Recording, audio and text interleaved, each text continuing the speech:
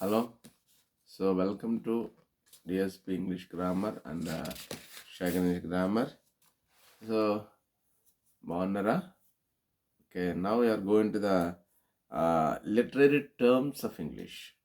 Already 1 or 2 videos నేను 1 to 10 చెప్పాను, అలా 11 to 20 చెప్పాను. ఇప్పుడు 21 to 30 పాయింట్స్ మీకు చదివాను. టోటల్గా లిటరీ టర్మ్స్ మనకి 30. కంపల్సరీ ఇది ఒక బిట్ వస్తుంది compulsory. Sure, it may be important, mandatory, you should follow that. So now we are going to the 21st one is a plot. Plot, it is the term, that the name of the literature term is a plot. So sequence of events in a story. Plot అంటే ఏం కాదు, ఒక order ప్రకారం దాన్ని ఒక స్టోరీని set చేయడాన్ని plot అంటారు.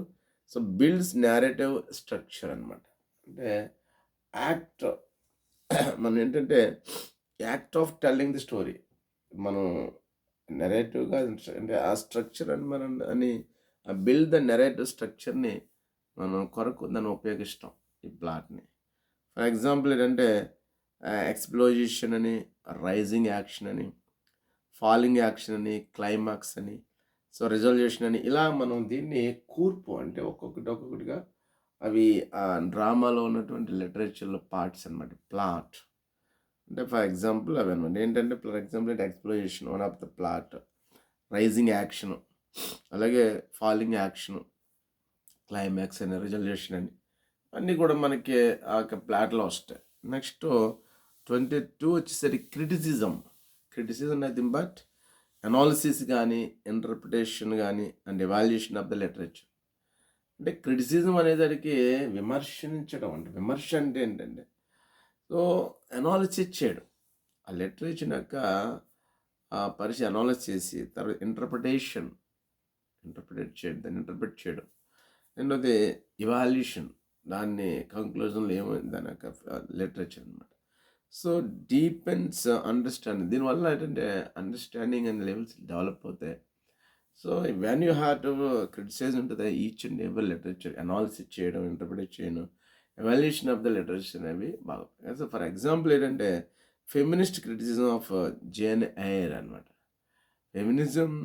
Feminist criticism of Jane Eyre అనేటువంటిది చాలా యూజ్ఫుల్గా ఉంటుంది అనమాట. నెక్స్ట్ మనకి 23లో డిస్కోర్స్ అది మన రిటన్ ఆర్ స్పోకెన్ కమ్యూనికేషన్స్ అనమాట. ఈ డిస్కోర్స్ అనేది కూడా ఒక లిటరేట్ టర్మ్. అంటే ఏంటి డిస్కోర్స్ అంటే రిటన్ కమ్యూనికేషన్, స్పోకెన్ కమ్యూనికేషన్, అంటే కన్వేస్ ఐడియాస్ అండ్ నెరేటివ్స్. ఈ డిస్కోర్స్ అనే లెటర్ టర్మ్ ద్వారా మనకున్నటువంటి హావభావాలు రిటర్న్గా అలాగే చెప్పడం ద్వారా మనం ఇతరులకి అందిస్తాం. డైలాగ్ అండ్ నెరేషన్, డైలాగ్స్ కానీ, నెరేషన్ స్టోరీస్ కానీ, నెరేటివ్ స్టోరీ లైక్ ఇవన్నీ చెప్పడం డిస్కోర్స్ అంటే. ఎంపతి అంటే readers ability to understand characters feelings అన్నమాట. అంటే ఈ యొక్క రచయిత అంటే చదివేవాడు యొక్క సామర్థ్యం అండర్స్టాండ్ క్యారెక్టర్ ఫీలింగ్స్, అంటే ఆ క్యారెక్టర్లో లీనమైపోవడం అనమాట. అది ఎంపతి అంటుందండి. అంటే క్రియేట్స్ ఎమోషనల్ కనెక్షన్స్, సెంటిమెంటల్గా ఎడిక్ట్ అవ్వడం అనేటువంటి దాన్ని మనకి ఇక్కడ ఎంపతిగా చెప్తారు. Feeling struggles in great expectations. ఇక్కడ ఫీలింగ్స్ పిప్ అనేటువంటి ఒక writer struggles in great expectations అనే దాంట్లో మనకి తెలుస్తూ ఉంటుంది ఎగ్జాంపుల్. రెండోది సింపతి అంటే ఏంటంటే feeling of compassion for a character. ఈ సింపతి అంటే దానికి ఉన్నటువంటి ఆ ఫీలింగ్స్ ఫీల్ అయిపోవడం అనమాట, ఆ క్యారెక్టర్ లీనమైపోవడం.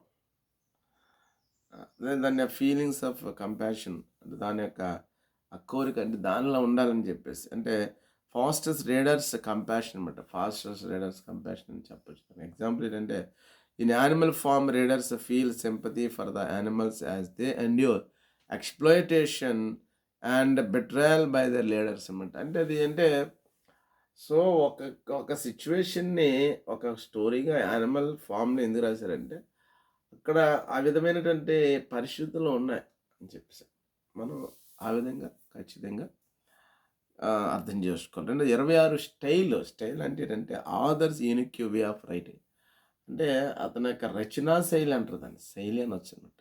స్టైల్ అంటే శైలి అంటే డిఫైన్స్ ఆదర్ సిగ్నేచర్, సో అది నాకు తర్వాత ఆర్వెల్స్ యానిమల్ ఫామ్ అని clear straightforward prose and ఎలాగోగరల్ సింప్లిసిటీ అని ఇవన్నీ మన ఎగ్జాంపుల్గా చెప్పుకోవచ్చు అనమాట. తర్వాత థియేటర్ అంటే డ్రామాటిక్ ఆర్ట్ పెర్ఫార్మ్ లైవ్. అంటే ఒక నాటికను పెర్ఫామ్ చేసే ప్లేస్నే థియేటర్ అంటారు.